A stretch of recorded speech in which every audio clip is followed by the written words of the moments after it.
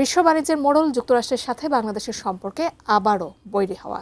President Donald ট্রাম্পের বিতর্কিত শুল্ক নীতি দেশটির সুপ্রিম কোর্টে ধাক্কা খাওয়ার পর এবার নতুন কৌশল নিয়েছে ওয়াশিংটন, যে কৌশলে বাংলাদেশ সহ বিশ্বের বেশ কয়েকটি প্রভাবশালী দেশের বিরুদ্ধে শুরু হয়েছে তদন্ত। কিন্তু কেন? বিস্তারিত জানাচ্ছেন তৌফিকুল ইসলাম আশিক।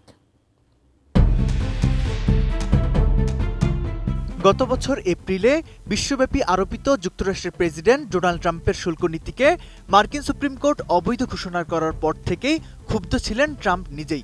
আদালতের রায় অনুযায়ী প্রেসিডেন্ট এককভাবে শুল্ক আরোপ করতে পারেন না, কিন্তু এতে দমে যাননি ট্রাম্প।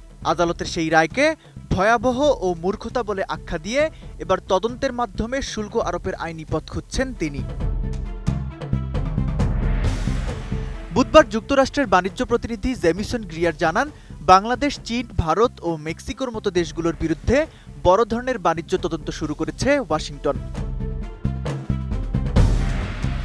সেকশন ৩০১ অনুযায়ী যদি প্রমাণিত হয় যে বাংলাদেশ বা অন্য কোনো দেশ যুক্তরাষ্ট্রের সাথে বাণিজ্যে অন্যায্য কোনো সুবিধা নিচ্ছে বা তাদের স্বার্থহানি করছে, তবে জুলাইয়ের মধ্যে নতুন করে বৈশ্বিক শুল্ক কার্যকর হতে পারে।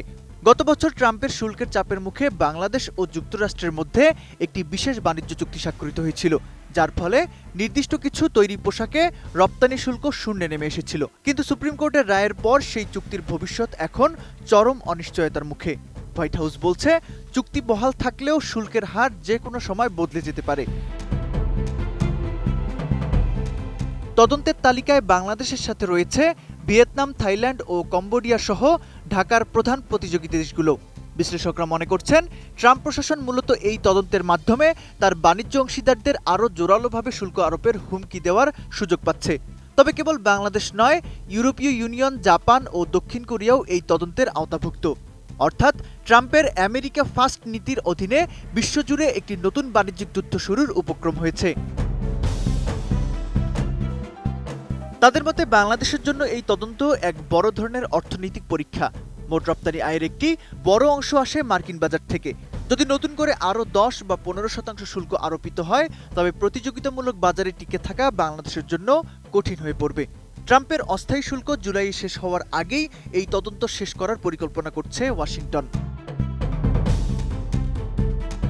সুপ্রিম কোর্টের রায়ের পর ট্রাম্পের এই নতুন চাল কেবল বাংলাদেশের জন্য নয়, পুরো বিশ্ব বাণিজ্যের জন্যই এক অশনি সংকেত। বাণিজ্যের এই জটিল হিসেব শেষ পর্যন্ত কোন দিকে যায় সেটাই এখন দেখার বিষয়। তৌফিকুল ইসলাম আশিক, এটিএন নিউজ।